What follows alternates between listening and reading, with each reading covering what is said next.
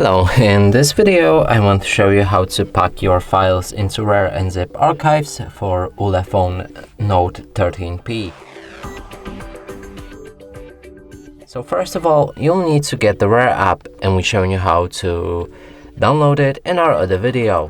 Now let's open it. From here, find the files that you want to pack. Select each of the file. Click on this plus button. Here you'll be able to change any archiving options. So there's a lot of settings right here. Change each of the settings that you want to use. But for me, the name change will be fine. So we can also set a password or change extension of this RAR or zip archive, and then click on OK.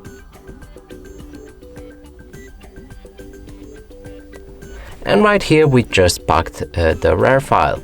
And that's it for this video. Hope you like it. Please consider subscribing to our channel, leave a like and a comment below.